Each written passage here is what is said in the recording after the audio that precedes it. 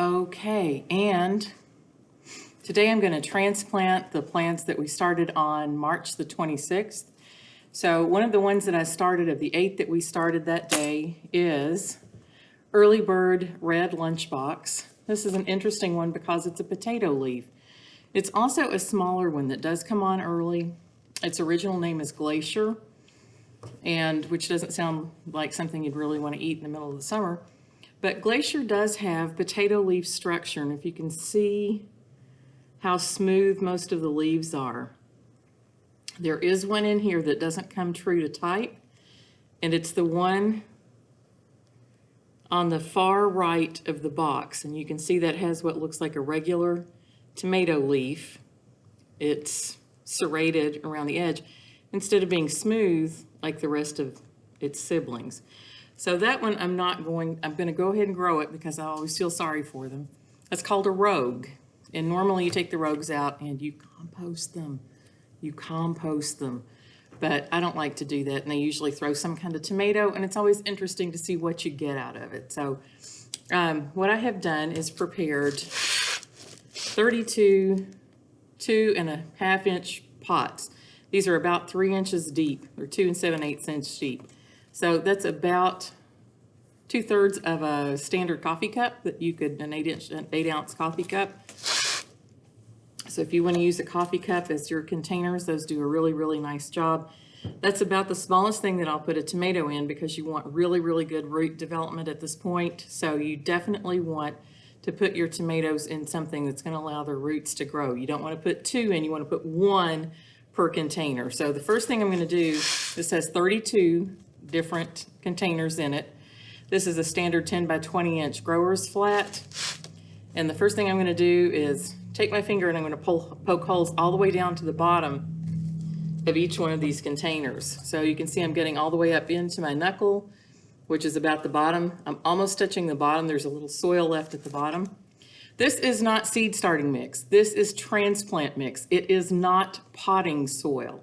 What I'm using is ProMix. It's BMX ProMix. Potting soil still has the potential to damage your plants at this point because it's too wet and it's too heavy.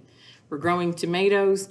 They are native to South America. They don't like cold. They don't like wet.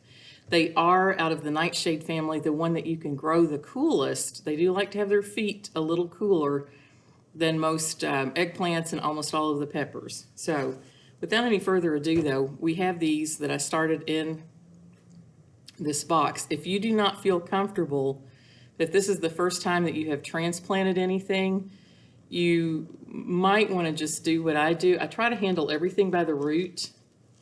This has been watered from the bottom, and what I do is literally scoop something out with my forefinger. I'm holding it by the root, not the stem. I don't want to handle it by the stem a whole lot because you run the risk of accidentally crushing the stem. So now that I have holes in the bottoms of my containers, what I'm going to do is drop this as carefully as I can, and then I'm going to tuck the root very, very, very gently, and I'm going to push the soil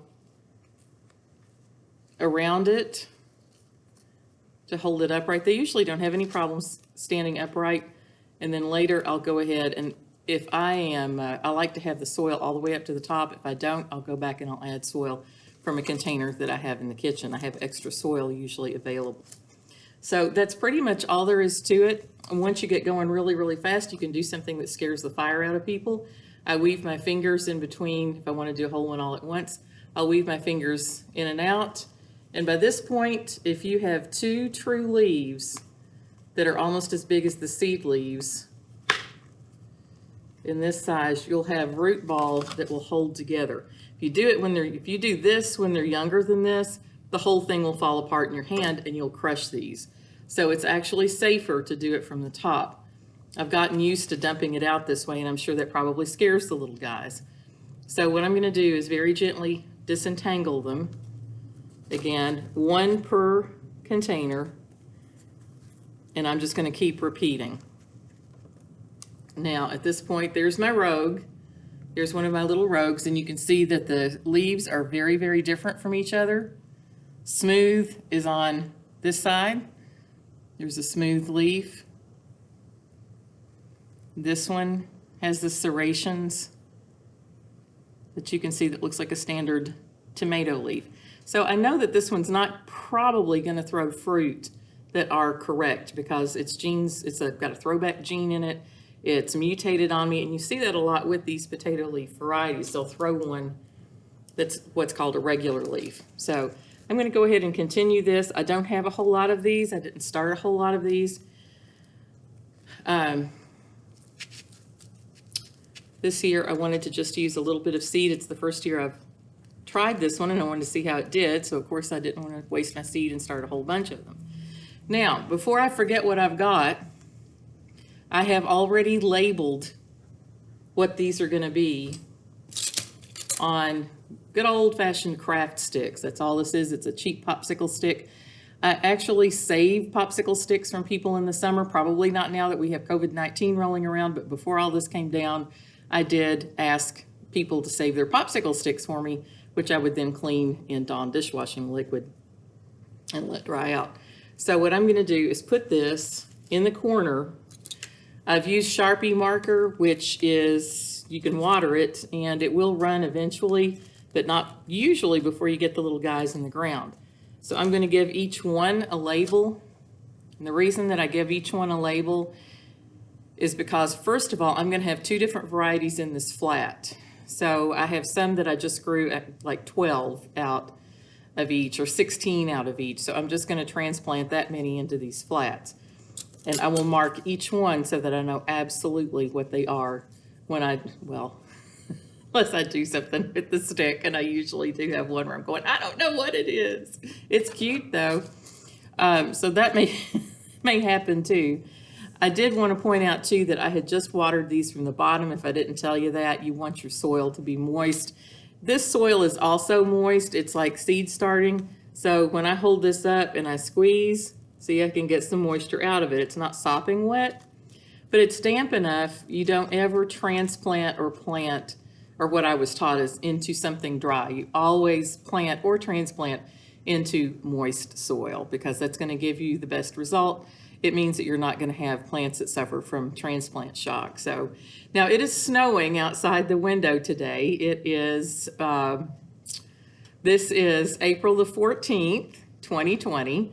And it is snowing after we had a really, really beautiful week last week. So we're going to have a week of cold. These little guys are so happy that they're indoors.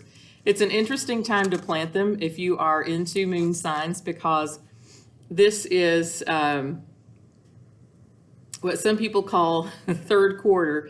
It is the quarter after the moon has been full. So technically speaking, the really old-fashioned and very poetic term for it is waning gibbous. The full moon used to be called the gibbous moon, Gibbous.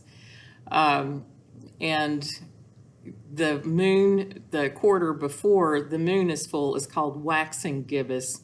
The quarter after is called waning gibbous. And then as the moon continues to go down, the final quarter before new moon is called waning crescent because it's after that final crescent. So right now we're in waxing gibbous and the signs are in Capricorn today. So it's not ideal, but it's supposed to help with root development, and that is a fertile sign if you do follow the moon signs. So ideally you want to transplant or plant tomatoes, peppers, anything above ground, first or second quarter in a fertile sign. So we're doing the best we can. I tend to go by also development. So these guys were planted in a good sign, the second quarter sign, but also they're ready to be transplanted. So I had to do something with them. So we've done the best that we can with them with the moon signs. And we hope that we are going to come back in a couple of weeks and show you how these guys have grown up since they moved out of their baby bed into their own big girl and boy bed. So thanks for checking in on us. This is Julie Maruskin at the Clark County Public Library. And today we're talking about transplanting tomatoes. So get out there and garden. Remember, hashtag dig deep for Andy. Hashtag green is the color of love. Hashtag green is the color of compassion. And hashtag KY Victory Gardens for Andy. So, and also hashtag healthy at home. That's what we want to be this year. Thanks for stopping in to listen to us. Hope you guys have a wonderful day.